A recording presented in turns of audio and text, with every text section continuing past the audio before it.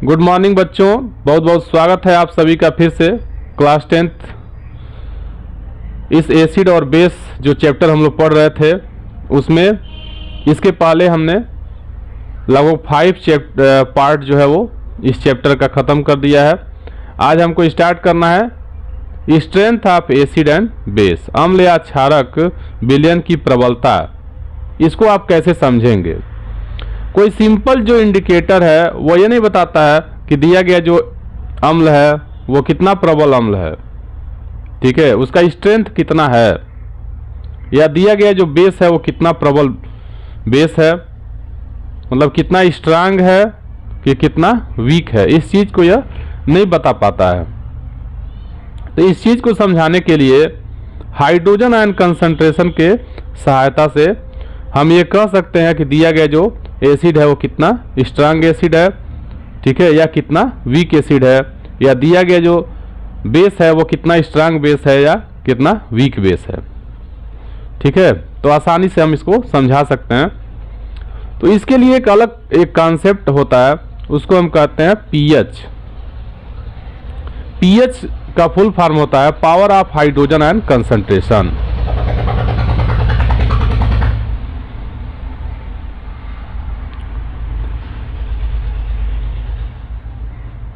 ठीक है, यहाँ पे दिया हुआ है, देखिए पीएच स्केल की सहायता से हम आसानी से इसको समझ सकते हैं। पीएच का फुल फॉर्म होता है, यहाँ देखिए पुटेंज से लिया गया है, ये एक जर्मन भाषा का शब्द है। इसका अर्थ होता है पावर, ठीक है, या शक्ति। तो ये किस चीज़ की शक्ति बताता है? ये बताता है कि जो एसिड या बेस है उसके पावर को इंडिकेट करता है, उसमें हाइड्रोजन आयन के कंसंट्रेशन को इंडिकेट करता है, सांद्रता को बताता है। कंसंट्रेशन मीन सांद्रता होता है। और पीएच बराबर क्या होता है? पीएच इक्वल टू होता है, ठीक है, minus log H plus ion concentration. Concentration को हम लोग क्या करते हैं?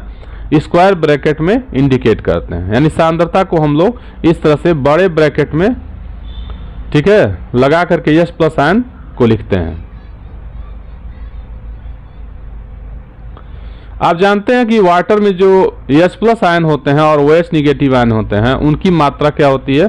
समान होती है। और कोई भी, चाहे वो एसिड हो या बेस हो, आप जानते हैं कि सॉल्यूशन जो तैयार करते हैं लैब में वो मैक्सिमम आपका किस में तैयार करते हैं? डिस्टिल वाटर में ही तैयार करते हैं। तो वाटर में H प्लस आयन, ठीक है, H प्लस आयन की सांद्रता और OH निगेटिव आयन की सांद्रता क्या होती है? बराबर होती है,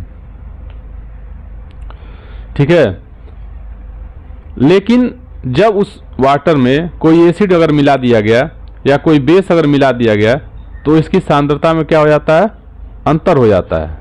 जैसे मान लीजिए कि आप जल में क्या कर दिए, कोई एसिड घोल दिए, तो एसिड घोल देंगे तो एसिड की क्या खासियत होती है? वो प्रोटॉन डोनर होता है, यानी H प्लस आयन की सांद्रता क्या कर देता है? वो बढ़ा देता है। तो इस तरह से जब H प्लस आयन की सांद्रता बढ़ा देगा, ठीक है, तो उसका जो pH वैल्यू आएगा वो क्या होगा? 7 से कम होगा, यानी 0 की तरफ टेंड करने लगेगा। 0 की तरफ वो क्या होगा? टेंड करने लगेगा। कैसे होगा? इसको आप इसी फार्मूले से समझ सकते हैं। pH इक्वल टू क्या होता है? Minus log H plus ion concentration. इसको आप माइनस इधर कर दीजिए, ठीक है, तो ये जाएगा minus pH equal to log H plus ion concentration, या H plus ion concentration equal to क्या हो गया? 10 to the power minus pH हो गया, ठीक है। इसको आप अगले क्लासेस में जाएंगे तो वहाँ पे डिटेल पढ़ेंगे। फिलहाल मैं यहाँ पे आपको समझा दे रहा हूँ। यहाँ लॉग का बेस जो है वो 10 है, ठीक है, बेस 10 होता है। तो ये माइनस जब दोनों तरफ लेंगे तो यहाँ माइनस हो जाएगा, माइनस pH हो जाएगा, यहाँ प्लस pH हो जाएगा, यहाँ माइनस pH हो जाएगा, यहाँ प्लस हो जाएगा। फिर इस लॉग को हटाएंगे तो क्या हो जाएगा? H plus ion concentration equal to हो जाएगा 10 to the power minus pH। यानी अगर किसी भी सॉल्यूशन का अगर आपको pH पता है तो उसके H प्लस आयन सांद्रता भी आप निकाल सकते हैं।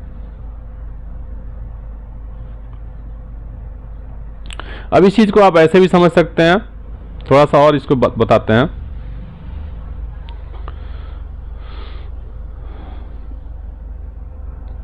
जैसे pH इजकल टू होता है, ठीक है, pH इजकल टू होता है minus log H plus ion concentration. तो इसको आप ऐसे भी लिख सकते हैं log 1/1/H plus ion concentration, ठीक है।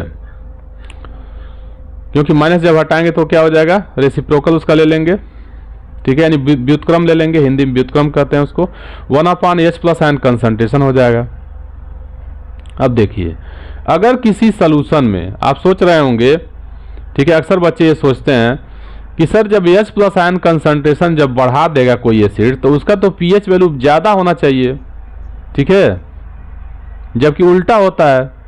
कोई भी एसिड जो है अगर उसमें H प्लस आयन सांद्रता ज़्यादा है तो उसका pH क्या होता है, 7 से और कम आता है। लेकिन ये ऐसे ही आता है, यहाँ H प्लस आयन कंसंट्रेशन अगर बढ़ रहा है तो वो रेसिप्रोकल में बढ़ रहा है ना, 1/, में बढ़ रहा है। तो 1/2 में और 1/3 में बड़ा कौन होता है, 1/2 बड़ा होता है ना, 1/3 तो छोटा होता है। यानी H प्लस आयन कंसंट्रेशन अगर बढ़ता है, H प्लस आयन अगर कंसंट्रेशन बढ़ता है तो 1/H की वैल्यू क्या हो जाएगी, घट जाएगी। इसीलिए pH वैल्यू क्या हो जाता है, कम हो जाता है। तो चलिए अब आगे बात करते हैं। तो सोरेनसन एक साइंटिस्ट थे जिन्होंने क्या किया था, सभी एसिड और बेस, जो कॉमन एसिड और बेस हैं और जो न्यूट्रल सब्सटेंस हैं, उनके H प्लस आयन कंसंट्रेशन के आधार पे एक यूनिवर्सल इंडिकेटर बनाया। यानी बिलियनों के pH के आधार पे उन्होंने क्या किया, एक स्केल तैयार किया जिसको pH स्केल कहते हैं, ठीक है, या यूनिवर्सल इंडिकेटर कहते हैं। यूनिवर्सल इंडिकेटर क्या है अभी हम उसको समझाएंगे, फिलहाल अभी यहाँ समझिए कि pH स्केल क्या है, ठीक है। हर एक बिलियन का अपना pH होता है, यानी उसमें H प्लस आयन कंसंट्रेशन के आधार पे उसका pH निकाला जा सकता है। और चार्ट यह कहता है कि जो उदासीन बिलियन होते हैं, जो उदासीन बिलियन होते हैं उनका pH क्या होता है, 7 होता है। और जैसे जैसे pH, जैसे जैसे एसिड स्ट्रेंथ बढ़ता है pH उसका क्या होता है, कम होता जाता है, यानी 7 से कम होता जाता है और वह 0 की तरफ टेंड करता है। यानी जो जितना ही ज़्यादा स्ट्रांग एसिड होगा उसका pH वैल्यू क्या होगा, 0 के उतना ही करीब होगा। और कोई बेस अगर जितना ही स्ट्रांग बेस है उसका pH वैल्यू क्या होगा, वह 14 के तरफ टेंड करेगा। ठीक है, समझ में आ रहा है। चलिए अब यूनिवर्सल इंडिकेटर क्या होता है और कैसे काम करता है इसको मैं समझा रहा हूं। तो यूनिवर्सल इंडिकेटर क्या होता है, एक तरह का पेपर होता है और उस पर एक स्ट्रिप बना होता है जिस पे अलग अलग कलर बना होता है, वह pH पर ही आधारित होता है।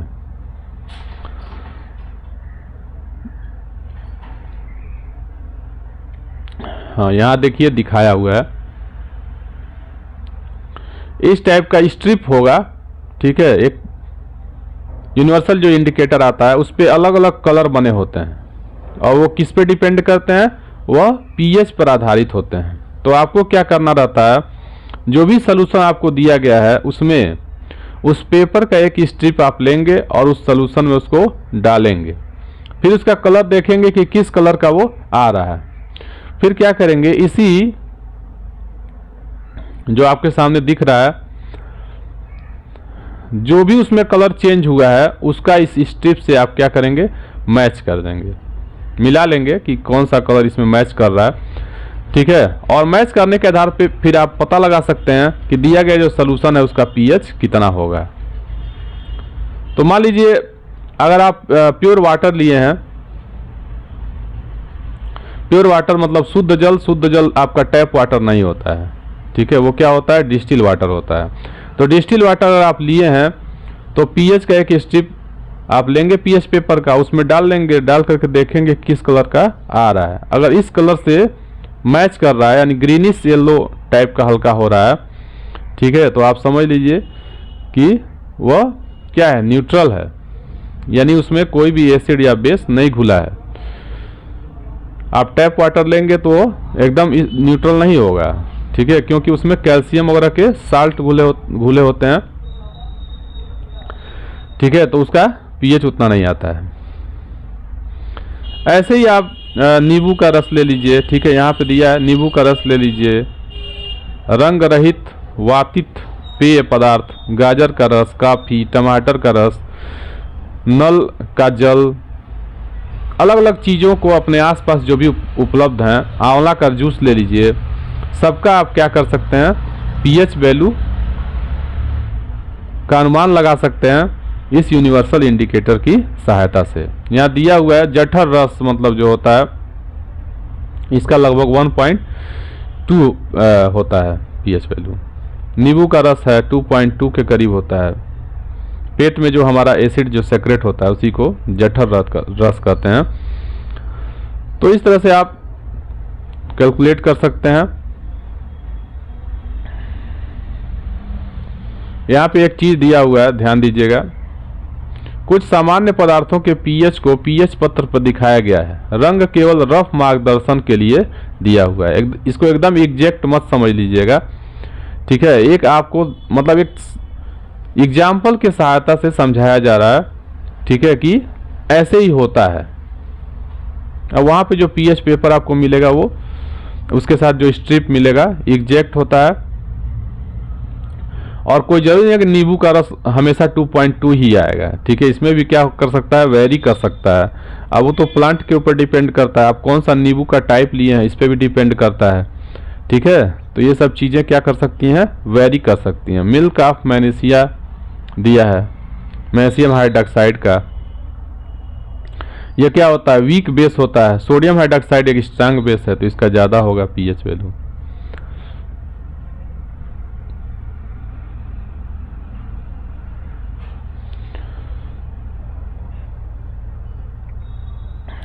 तो कैसे आप, एक चीज़ और एक लाइन में बस समझ लीजिए, ठीक है, कि ऐसे एसिड जिसमें H+ आयन कंसंट्रेशन की वैल्यू ज़्यादा होगी वो क्या होगा, स्ट्रांग एसिड होगा।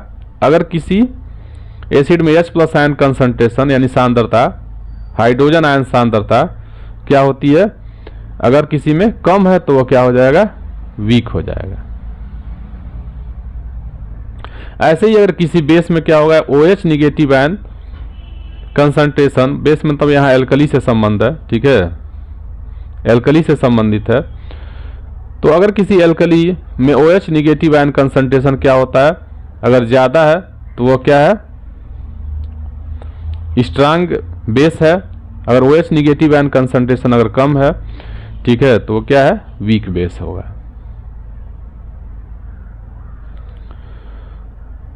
फिर अब अगला जो टॉपिक है वो हमारा स्टार्ट होता है कि दैनिक जीवन में पीएच का क्या महत्व है, importance of pH in daily life, या इसका एप्लीकेशन क्या है। तो इसको हम लोग, इसमें से तो एक जो पहला वाला है एसिड रैन भी मैं शॉर्ट वीडियो में बता चुका हूँ इसको, लेकिन फिर यहाँ भी इसको हम लोग ले करके देखेंगे एक एक करके। लेकिन इस लेक्चर में आपका आज के लिए बस इतना ही रहेगा, ठीक है। अगर आप अभी तक मेरे इस चैनल को सब्सक्राइब नहीं किए हैं, ठीक है, तो आप कर दीजिए, क्योंकि अगर आप इस समय से कर लेते हैं, ठीक है, और कंटिन्यू हो जाते हैं हमारे साथ, तो फ्यूचर में आपको बहुत ज़्यादा बेनिफिट मिलने वाला है, ठीक है। Thank you.